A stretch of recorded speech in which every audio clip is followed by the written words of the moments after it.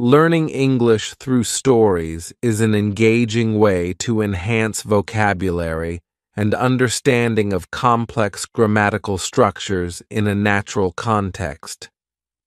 Best English stories immerse learners in diverse scenarios, allowing them to grasp idiomatic expressions and cultural nuances while maintaining interest. This method promotes active listening and reading comprehension skills, crucial for mastering the language. Here is a list of tips and advice for learning English with the best English stories. Just listen. First of all, you don't really have to do much more than just listen to the episodes. I realized some time ago that many English students I met at school in London did not listen to enough authentic English. They were willing to spend money and travel across the world to improve their English. Yet, for some reason, most of them were not prepared to take a bit of time every day to listen to something in English. Why? I think, partly, this is because they didn't know what to listen to. A lot of people watch TV and movies in English. Fine, but honestly, that might not be the best way to improve your English. Film is very visual. A lot of what you understand from a movie is visual storytelling. It's important to just focus on the audio, on the language.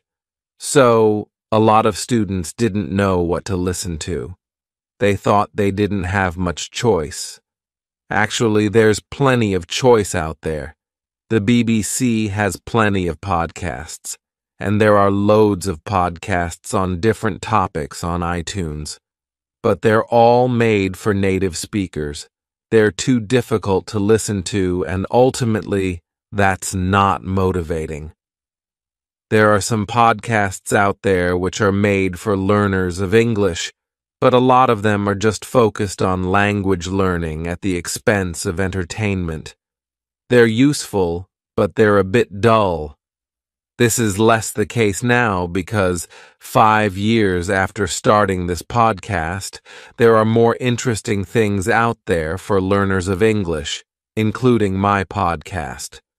So, I decided that I'd try to create something for learners of English to listen to that they would actually want to listen to beyond just learning English.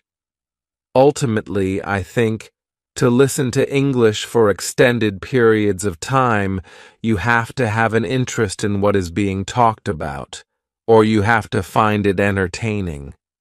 Otherwise, it's hard to really sustain your concentration, and it becomes like a chore. There is real value in listening to English for extended periods of time, but it's difficult to achieve because you get put off by not understanding things, or because the recording is a bit patronizing and dull. I don't want to blow my own trumpet here too much because I'm sure that my podcast is not always as entertaining or as engaging as it could be, but I think the only way to get people to keep listening is to try and make it entertaining as well as informative about English. So I record this podcast with you in mind, but I try to keep it as authentic as possible. I try to avoid being simplistic. I try not to grade my English too much. I know it might be challenging for you sometimes, but I attempt to hold your attention by talking in an enthusiastic way about subjects which I personally find interesting. Hopefully, the result is that you keep listening and that you feel personally involved in it somehow. Then, by exposing yourself to lots of English in this way, you are able to acquire the language, to pick it up in a variety of ways. Stephen Krashen and Language Acquisition Theory. Let me now refer to the language acquisition theory of Stephen Krashen. This theory is very well known among language learning theorists, and it underpins a lot of what we know about learning and teaching English. Krashen believed that there are two ways to develop our language learning skills. One is through language acquisition, and the other is through language learning. Language acquisition means that it is possible for adults and children to learn language in a subconscious way, meaning in a kind of passive way, by simply engaging with the language. The important thing is that you focus on the message in a bit of language. So, when listening to Best English Stories podcast, this means focusing exactly on what I really mean, rather than just on the specific items of language I'm using. The primary focus is to just understand what I mean, hopefully at a fairly deep level, in order to laugh at something I've said or feel moved by it, and then you kind of pick up the language as a result of that. You might not be immediately aware that you've learned some new language in this way. In fact, this kind of acquisition probably informs your passive knowledge of the language. According to Krashen, another type of language development is language learning. This is when you focus on learning specific forms, like studying grammar rules, for example. It involves having some instruction by a teacher, perhaps in the form of error correction, or from a grammar book, which explains the rules of English. The downside of this kind of learning is that it is rather dogmatic, can be boring, complex, and abstract. It doesn't necessarily replicate the organic way in which we pick up language as children, and doesn't quite allow the subconscious acquisition of language that occurs from just engaging with the language in order to understand a message being communicated. All right, so how does this apply to the way you can learn English? Well, I think it's pretty important to get both aspects of language learning into your life. This is what I call having a balanced diet. You shouldn't just study the grammar rules in a dogmatic way, although that is undeniably important. You should also attempt to just engage with the language as it is used in natural, authentic, and meaningful situations. How can you do that? Ideally, this would mean going out into the world and doing things in English. In fact, this might be the best way to improve your English. If you get a job that requires you to use English all day, you will improve quickly. It'll be really hard, but you'd be forced to improve. That's like a boot camp for language acquisition, because you're not really studying the language. You're just attempting to survive in it. You're really focusing on the communicative acts you are trying to achieve. You're really focusing on meaningful messages, and you naturally learn the most direct and effective way to understand and communicate meaningful messages. You might not be able to do that in your life. You might not have access to native speakers in that way. So, my podcast can be a substitute. It's not really the same as attempting to work in an English-speaking environment, but the key point is that you can replicate aspects of that experience by just attempting to follow, keep up with what I'm saying, and do that regularly over long periods of time, and you'll pick up massive amounts of English. So, just listen. Try to follow everything I'm saying. Try to enjoy it and engage with it. Listen regularly. Listen for extended periods. This will all contribute to your acquisition of English as described by Stephen Krashen. That's language acquisition. But you can also do more traditional language learning alongside Best English Stories podcast. First of all, Outside of listening to the episodes, you can do your formalized language studying from a book or in class, and use LEP as a companion to that study. Study the language, and then try to notice aspects of the language that you've studied in episodes of the podcast. For example, if you've studied verb tenses, you can listen to a story I've told on the podcast and try to notice those verb tenses, how I'm using them, how I'm pronouncing them, and so on. It can back up, confirm, or clarify the language study you've been doing. You should always refer to authentic language usage as a way of checking language that you've studied. Also, you can study the things I say in the podcast more directly. The podcast can be a study tool. Here are some ways you can do some active language study with the podcast. Use transcripts. You could read a transcript and check new words in a dictionary as you find them. Pay attention to the way I use the words, including the grammatical context, collocations between words, and pronunciation.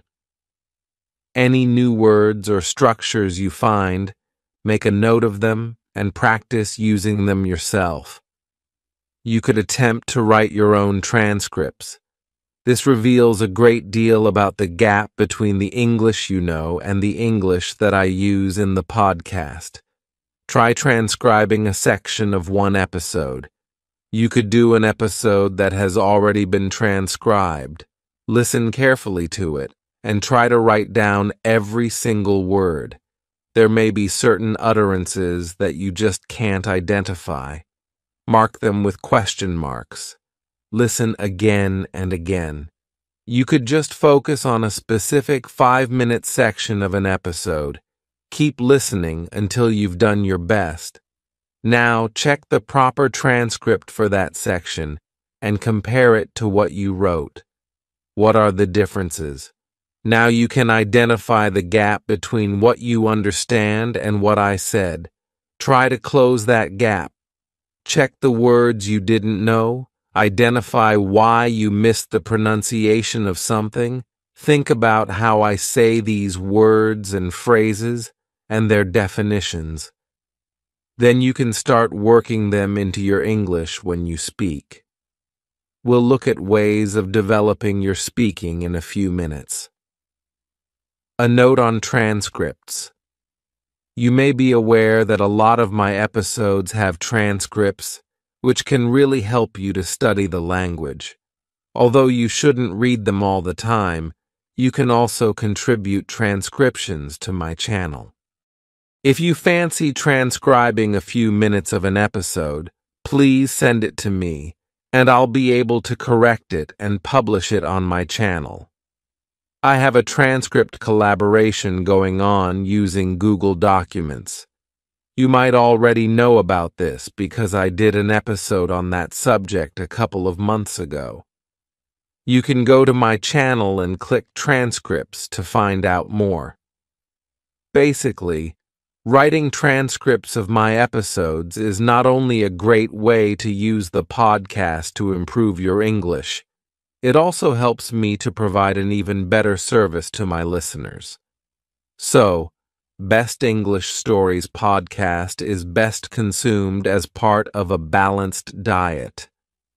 Listen freely and just try to enjoy and understand what I'm saying, and let your mind naturally acquire the language. But also, mix this with more formalized language study to get the full 360-degree effect. You might think the formalized language study part of that is boring and time-consuming. That's fine. You don't have to do any of that. But as a compromise, what you can do is just be mindful when you're listening. Your first aim is to focus on the message, but you can also try to notice specific aspects of the language too. Try to identify words, phrases, and grammatical structures. You don't have to formally study them. Just notice them as you hear them, like, oh, he's saying depend on, so it must be depend on in English, not depend of. Just be mindful when listening. I record different types of episodes. Here, my main aim is to engage you and keep you interested while presenting English to you in an authentic way. In some episodes, I try to draw your attention to the language more specifically. For example, I teach, explain, demonstrate vocabulary items referring to a topic, or bring your attention to an aspect of pronunciation. In those episodes, you can just chill out and follow what I'm saying, but you can be more active and make notes of the vocabulary, try to remember phrases, listen again, and pause the recording to test your memory. Listen in comfort and enjoy the experience. Krashen also writes about the affective filter hypothesis. This relates to the conditions in which learning takes place and how these can have a big effect on the successful acquisition of language. Basically, good conditions for learning are motivation. The listener really wants to hear what's being said and is keen to learn the language, high self-esteem, and relaxation. These things allow the flow of acquisition to move freely without being blocked. Mental blocks occur when the learner is stressed, anxious, or feeling bad about themselves. This creates a mental block to the acquisition of language. I guess this relates to one of those situations in which you're in an unhappy language class. You feel stressed because of pressure from the teacher or from the judgment of your classmates. You feel low self-confidence because you don't get any positive reinforcement from taking part in a communicative exchange, and you're just not enjoying the experience of being there in the classroom. As a result, there is a kind of mental barrier which really prevents you learning anything. In fact, it might even make it worse because you associate learning English with painful or boring classroom situations. The advantage of Best English Stories as an English podcast is that the emphasis is on fun a lot of the time. You have nothing to fear or worry about when you listen to this. In fact, it can be an extremely pleasurable experience. I'm not just begging myself up here. I know what it's like to listen to your favorite podcast. It's quite a personal experience. I listened to Mark Kermode and Simon Mayo's film review podcast on my way to work, and I can't begin to explain the joy of listening to it.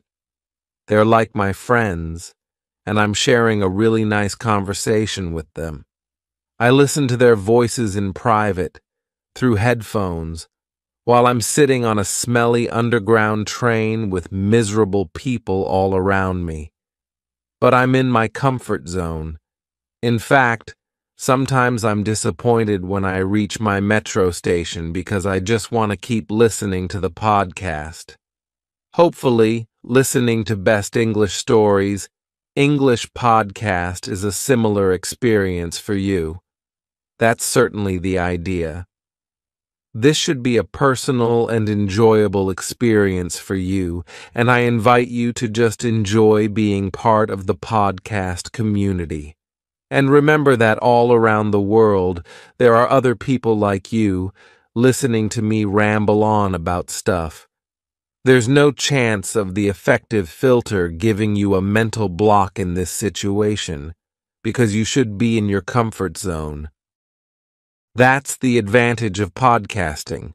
You really can listen to this whenever and wherever you want, and you are free to get as comfortable as you please.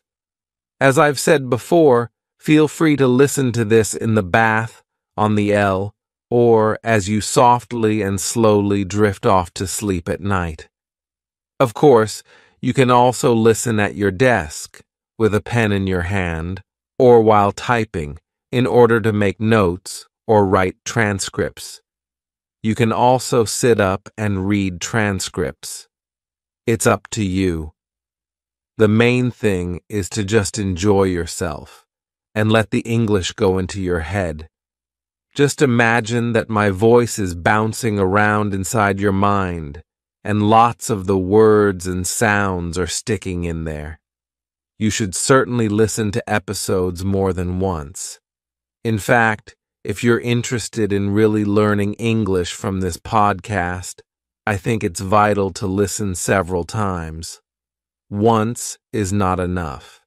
In fact, you might only scratch the surface if you listen just once. Listening again and again will allow you to get really familiar with what's being said. You'll notice and remember things that you didn't catch the first time. Repetition is really important as a way of helping your brain notice patterns. After a couple of listens, you'll remember certain phrases, bits of intonation or responses, and they will be reinforced when you listen again.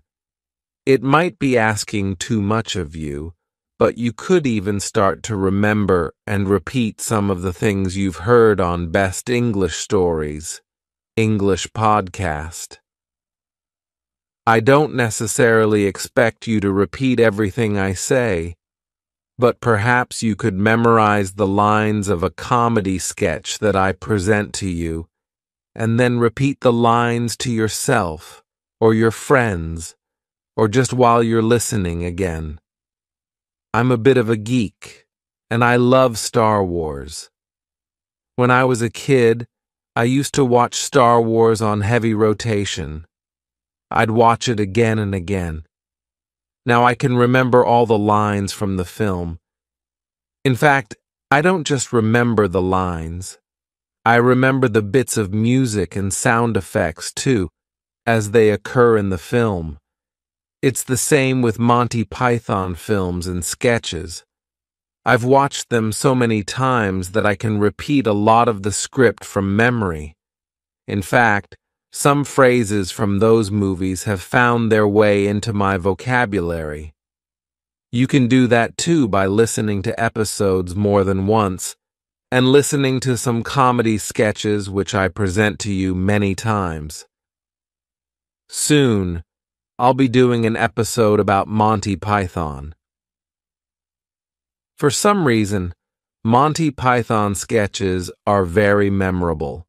In fact, there are several generations of people in the UK and America who grew up watching Monty Python films and who are able to recite whole sketches to each other. Again, you can do the same thing. Realize that there are some terrifically funny things in English, and use that as a way to pick up language. There are a number of different areas to focus on with English. 4 skills: listening, reading, writing, speaking, language systems, grammar, vocabulary, pronunciation, discourse. Listening. I've already talked a lot about the benefit of just listening, for fun, or listening in a more active way. I did mention that it's good to be comfortable when listening. I should add, too, that I think it's important to try and listen to things that you don't completely understand. It's fine to listen to things that you don't understand completely, and the general opinion on this seems to be that you should push yourself when you listen and don't get put off if there are things you don't understand. It's in that challenging experience that your brain is really piecing things together. For example, if you struggle to understand my conversation with Daniel Burt, that's fine. In fact, that struggle is good. Listen again and keep trying. Don't give up. Push through those moments when you don't understand. Keep going. Don't let confusion stop you. Also, try to identify subtle differences between accents. You may only notice little differences at first, but eventually you'll be more and more aware of the differences between accents. Eventually, you'll be able to say, "This guy is from the north of England. This one's from Australia," or whatever. Reading. Reading transcripts on my channel, outside of the podcast. Read a variety of texts. Again, try to find things that you enjoy. You should also be aware of your purpose for learning the language. What are you going to use English for in the future? You may need to read emails or business reports. It may be worth reading articles that talk about business trends. Otherwise, just reading any well-written text for enjoyment is a really good way to improve your literacy. I must add, I have a lot of videos on my channel with recommendations for reading. There are loads of reading you can do. Blogs, newspapers, but also books, which you can download free online. I haven't done it yet, but I'm planning to give you a list of some good things to read. Writing.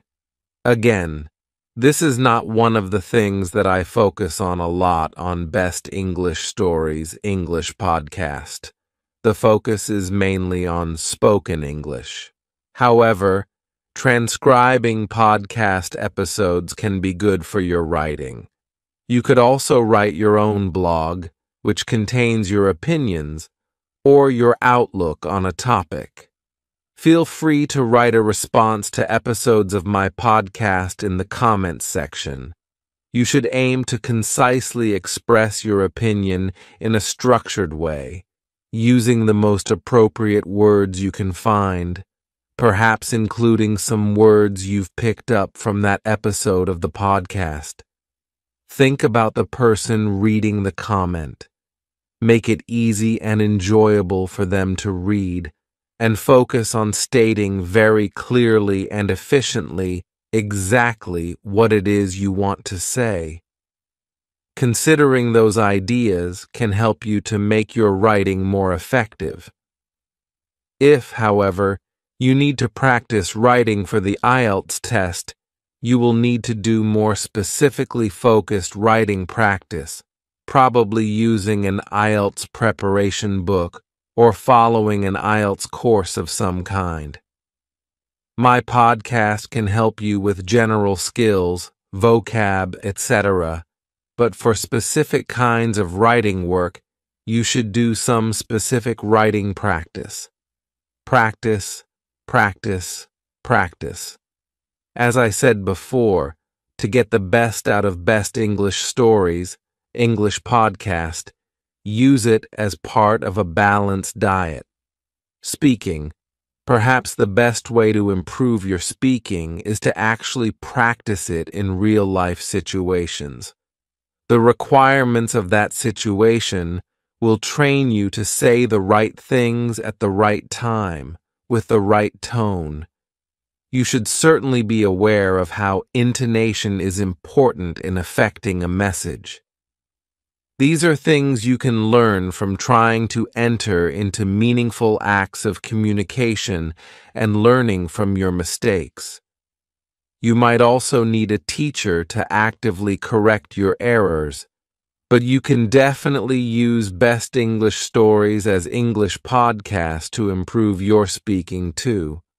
Let's look at some ways to do that. Just try to take some aspects of my speech and apply it to your speech. You could just add some words or phrases you've heard from me and use them yourself. Or you can pick up some speech patterns, pronunciation from me, and add that to your speech too. If you like, you could use my speaking as a kind of model for your own speech. More specifically, you could copy and repeat some of my sentences. Listen to a line I say and then repeat it and try to sound exactly like me. You could listen to phrasal verb episodes, and whenever I present an example sentence, pause the episode and repeat it after me. Keep doing that until you feel your version is pretty similar to mine. So, just listen and repeat until you've worked out how to make the same sounds as me. Think about vowel and consonant sounds, combinations of consonants, and how to make those sounds with your mouth. Think about connected speech. What happens when words are pronounced fluently together in a sentence? They might get pronounced differently. Certain sounds may be dropped when words are linked, and some sounds may be added when words are linked too. Pay attention to these aspects of pronunciation. I should do a whole episode on connected speech, and it's one I've had in the back of my mind for ages. Pick an extract from the podcast with a transcript and record yourself saying it. Compare your version with my version. Then work on the transcript. Underline the stressed words, add lines to represent pauses for emphasis, identify word links in pronunciation. Listen to me saying that extract again and check your sound. Scripted transcript. Now, record yourself doing it again, this time adding the intonation, pausing, and sentence stress. Compare that to the original. This can help you develop awareness and control of speech patterns. Record yourself just talking in response to one of my podcast episodes. If I've talked about UFOs, for example, not yet, but I will, then you could record yourself talking about UFOs too. Try to include any words I've presented to you on that topic. If you like, you could leave an audio comment on my audiobook page and let the world know how you feel about something. Or you could start doing your own podcast. Like ZCK from Zick's English podcast. He's not a native speaker, but following a suggestion in one of my episodes, he decided to do his own podcast. He now has followers and listeners, and he's really into it.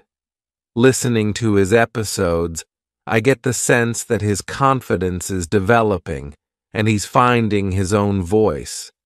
It must be very good for his English, which of course is already excellent. You could do it too if you want.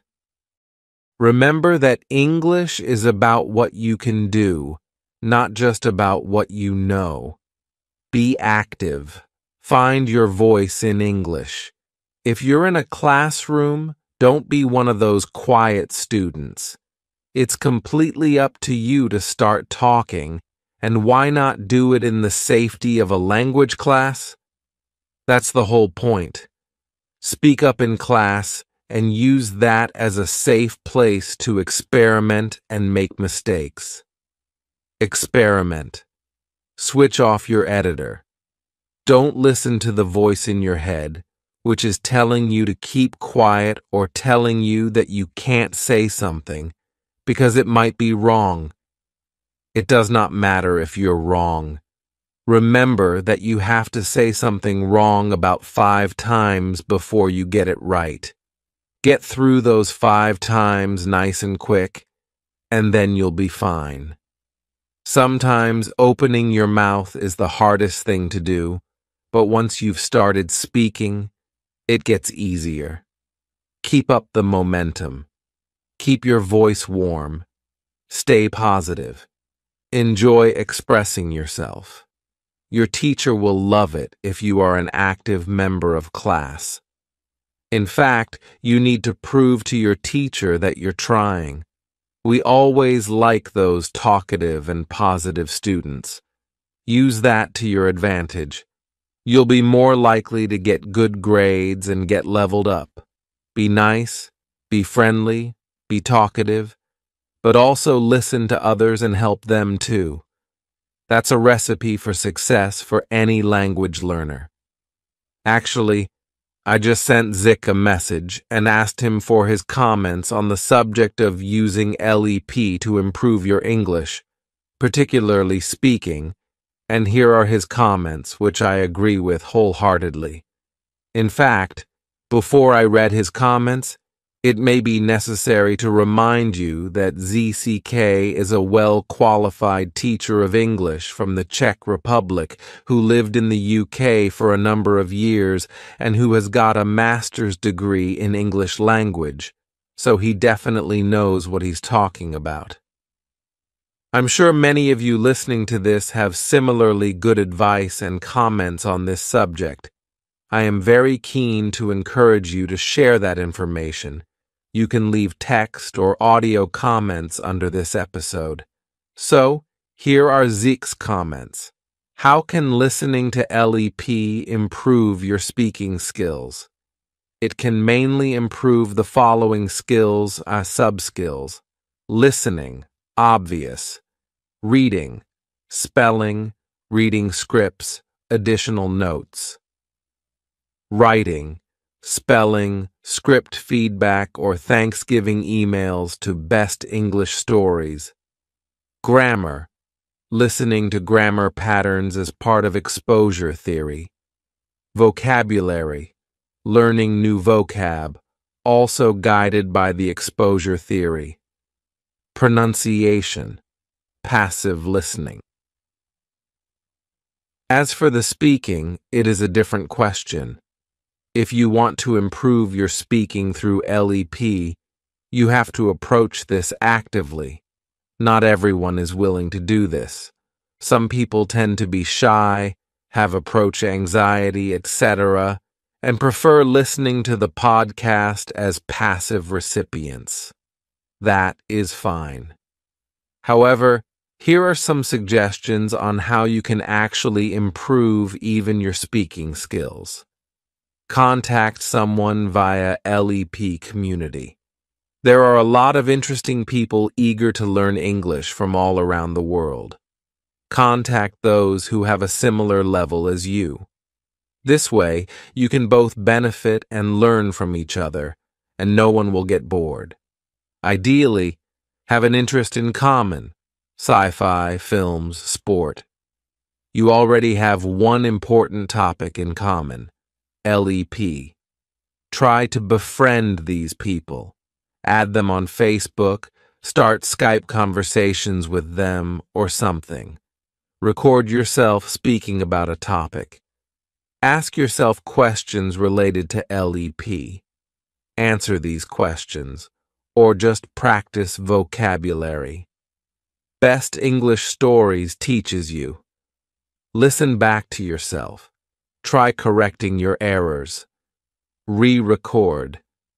Compare your recordings you made some time later to see your improvements. Record comments in audiobook. Max 3 minutes. Why is everyone so shy? Is everyone afraid that they will be judged? Who cares? Just be friendly, and you should be accepted by the community. Best English Stories is a teacher. He deals with mistakes every day. We all make mistakes. Never be afraid to make mistakes. A man who never made mistakes never made anything. Are you afraid to take on a challenge and face our greatest fear, public humiliation? Well, don't be. If we fight it actively, without fear, we can significantly improve our speaking skills this way. I just want to add a couple of points here about making a fool of yourself, my experience of speaking French, and a fear of public speaking. Try running your own podcast. Most of you can do it. Again, it is only about facing your fears of making mistakes and exposing yourself to the public. This podcast can be just for you and your friends. I make loads of mistakes in my podcast, and I am a teacher. I feel ashamed. I have to edit them out. But if you are not teachers, why worry? And even as teachers, you shouldn't worry. You can always speak to yourself in the mirror and go crazy. Become the next Hamlet. Speaking is not about passivity, so move your R's and find some interaction. Note: by following these tips, you will work on your English speaking skills, pronunciation actively, grammar, vocab. You can focus on trying to use expressions best English stories has taught you. Listening skills, as you listen to your friends talking, for example, are so many benefits to active speaking practice. Thank you, Dank. As I said before, I welcome your comments too. Let's share our thoughts on this subject together. It's time for my LEP ninjas to come out of the shadows and deliver some powerful advice. LEP ninjas, assemble! Regarding language systems, I have some things to say about grammar, vocabulary, pronunciation, and discourse. To be honest, I've already spoken enough about grammar and vocab. Let me just remind you of the theory of exposure. I've talked about this before. The idea is that by listening to lots of English over extended periods, you're feeding your subconscious with all the patterns of English usage. Your brain is hearing all these patterns of English, including frequent word combinations like prepositions, tenses, features of pronunciation, etc. Ultimately, it all goes into your head and informs your sense of instinct for the language, so that when you come to do a test in English, you feel the answer. You know that this particular preposition goes with this particular verb just because you've heard it a number of times before, and so it feels natural. Feed your head with English. Feel the English, rather than knowing it. Use the Force, young Jedi. And remember, the Force will be with you, always. Oh, and don't forget, you're never too old for this. Language study is a great way to keep your mind fresh and supple. My grandfather is over 90 years old, and he's still really sharp. Perhaps this is because he's still going to French and Spanish classes on a regular basis.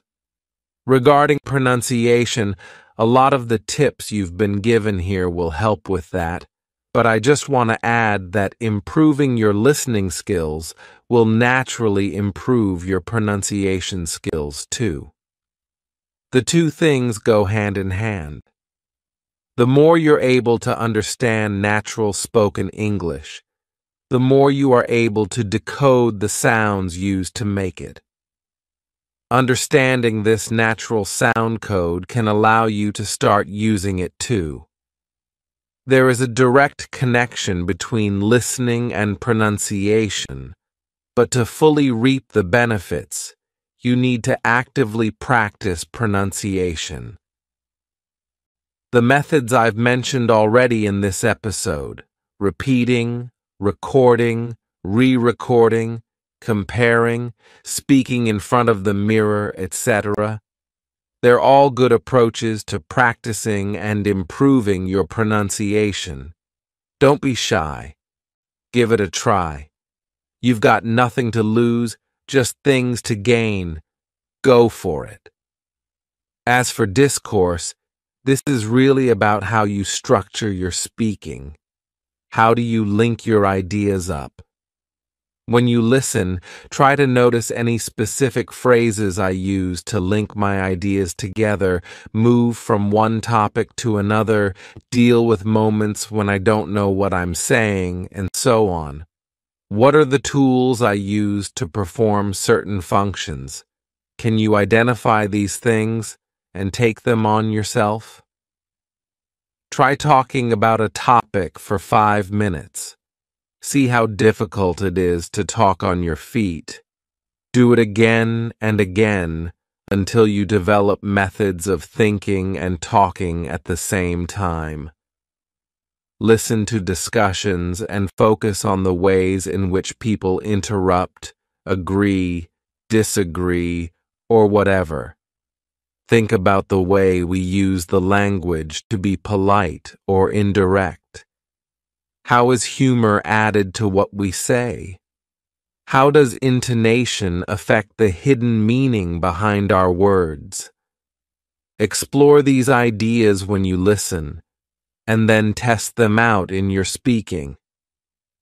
That's it for this episode. I hope you have found it motivating and inspiring. Leave your comments, and I wish you all the very best of luck keeping up your English. I'm sure you're doing great. Well, you must be, because you're already listening to Best English Stories podcast, and long may it continue.